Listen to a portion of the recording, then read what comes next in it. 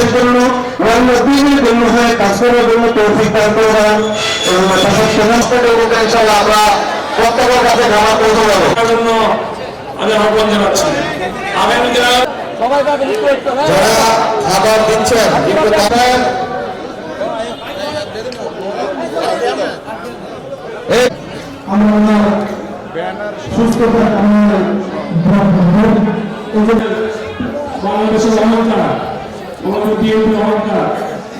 হলো দেশবাসীর নেতৃবৃন্দ সবাই উপস্থিতের মধ্যে বরকত দিয়া দেন। আল্লাহ তুমি হায়াতের মূল মালিক, তুমি করেন। আয় আল্লাহ যত প্রকারের ভূমিকম্প আছে তাকে তুমি পরিপূর্ণ সুস্থভাবে দেশে আসার জন্য তৌফিক দান করো। হে রব্বুল আলামিন, প্রত্যেকের কবরে তুমি হাদিয়াগুলো পৌঁছাইয়া দাও। আমাদের প্রত্যেকে তুমি তোমার জনাব মুস্তাফা জামান সাহেব, জনাব আফাজউদ্দিন সাহেব, আরো যারা এই আয়োজন করেছে আল্লাহ প্রত্যেকে আপনাদের কাছে দোয়া চাচ্ছি, আপনারা মন থেকে উদার মনে রেজাল্ট করে আমার কাছে দোয়া চাবেন। আমি মনে করি আপনাদের সবাই আল্লাহ আমাদের কাছে আমরা সবাই মিলে আমার মায়ের সবাইকে বেরোনোর জন্য দোয়া করি। আল্লাহ অবশ্যই ওনাকে আমাদের কাছে ফিরে দিয়ে আসবে।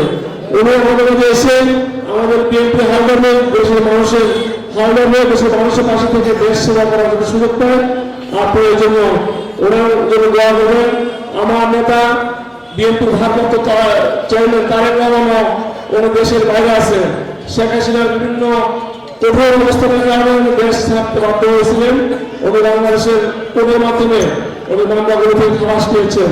উনিও যাতে দ্রুত এসে ওনার মায়ের পাশে দাঁড়াইতে পারে, দেশবাসীর পাশে দাঁড়াইতে পারে, এই জন্য ওনার জন্য আপনাদের কাছে দোয়া চাই। আমি আর বক্তব্য রাখছি না, আজকে সন্ধ্যা অত্যন্ত হয়েছে।